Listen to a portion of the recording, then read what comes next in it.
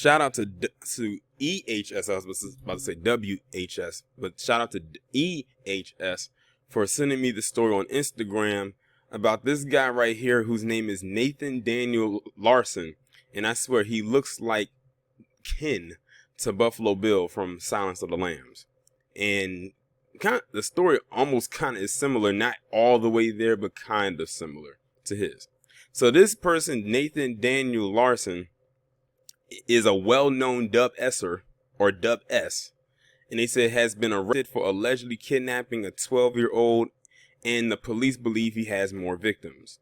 Now, listen to this. This is the opening line to the article that's coming from BuzzFeed. Nathan Daniel Larson, who police described as a Dub S and known advocate of pedophilia, has been the subject of the national media attention in the past. The part that doesn't surprise me in that statement, besides the obvious of him being a Dub S, is the part about him being engaged in pedophilia.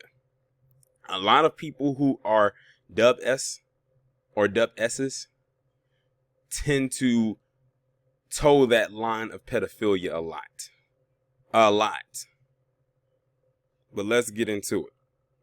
Police in California say they have arrested a 40-year-old man. Listen, y'all, this guy's 40. And looking at this picture, y'all know what I'm about to say. That is a struggling 40. The fact that this guy is only 9 years older than me. They say who they called a Dub S and known advocate of pedophilia for grooming a 12-year-old girl and allegedly coercing her to run away from home and fly across the country to meet him. Nathan Daniel Larson of Virginia is currently being held in Denver County Jail and faces a misdemeanor charge of harboring a minor. He also faces felony charges in Fresno, California, where the girl lives, for kidnapping, child abduction, soliciting child pornography from a minor, and meeting a child for the intention of sex. Police believe that Larson has victimized more children in the past and are urging anyone to come forward if they have information. According to a release from the Fresno County Sheriff's Office, the girl was first reported missing on December 12th. Investigators interviewed friends and family, and acquaintance of the girl mentioned that she had met an older man on social media in October. Police said at the press conference she was coerced into running away with him and called a flight to Virginia. Wow. See, this is why people really need to watch what their kids are doing. This guy was able to convince this little girl, this 12-year-old girl, to come meet him and flew across country to do it.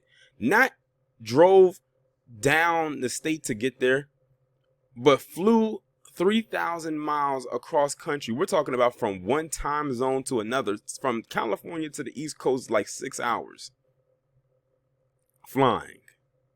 And he coerced her into doing that. My question is, where were the parents? That's my bigger question.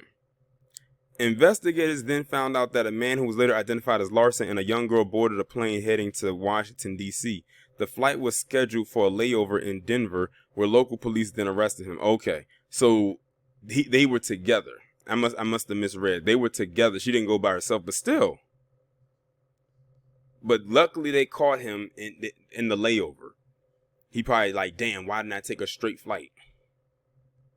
Law enforcement rescued the girl and arranged for her to be reunited with her family in Fresno. She was uninjured, police said. There was some activity, including at the airport, that was inappropriate between her and the suspect. That's going to help bolster the current charges that we have through the DA's office. Officials discovered more information after Larson was taken into custody, according to the release.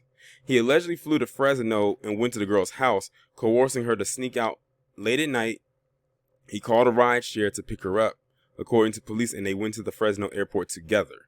Larson allegedly made her wear a wig and told her to act as if she was disabled and unable to speak so that she could not talk to anyone at the airport. Larson has been the subject of national media attention in the past. He pled guilty to sending a letter to Secret Service threatening to kill the president in 2008 when George W. Bush was president and Barack Obama was president-elect, and served 16 months in federal prison. I'm trying to see if I remember this guy just based off of that alone. Can someone down in the comments below tell me if y'all remember that incident there? Because I don't really remember that. And, you know, presidents, they get death threats and letters all the time, you know, of people saying they're going to do this and that and the third to them. He also ran for local office in Virginia 3 times. Each time he was either solidly defeated or withdrew. According to the Fresno County Sheriff's Office, Larson runs a website encouraging child rape and sharing such material. While communicating with a 12-year-old girl in the past 2 months, Larson was able to convince the Fresno girl through manipulation and grooming to send him pornographic images of herself. Due to the sophisticated nature of how Larson groomed this Fresno girl, detectives believe he has victimized other children in the past, but those cases have never been reported to law enforcement, the sheriff's office said. Larson faces life in prison if convicted of the felony charges in Fresno. Well, hopefully those are the charges that he gets hit with. But look at the lengths that this man went. He went across country to meet this girl, coerce her to leave her home, had her throw on a wig, act disabled so she wouldn't talk to anybody, and then try to whisk her back to the East Coast. And had he not got caught in Denver, or there wasn't a layover, and it was just a straight flight from Cali to well, most likely for him, DC, because they said he was in Alexandria, so he would have most likely got out at Reagan National Airport. He would have been successful in getting her across country. But luckily, people there saw some strange behavior from her and said something and called it out. But just look at him. He looks like he's all the way off. But they said he's a well-known Dub S. But I didn't see anything in the article that mentions anything about him being connected to any type of groups. They just said the only other thing he did was he made wrote threatening letters to the president. Now, it was on the cusp of George Bush leaving and 44 coming in. So I don't know if those letters were meant for George W. Bush or 44. But I'm going to lean more towards 44, because if he wanted to send threatening letters to W. Bush Jr., he would have did that prior to that. And the fact that those letters got there with 44, then I can see where the Dub S comes in, more than likely. Most likely, I should say.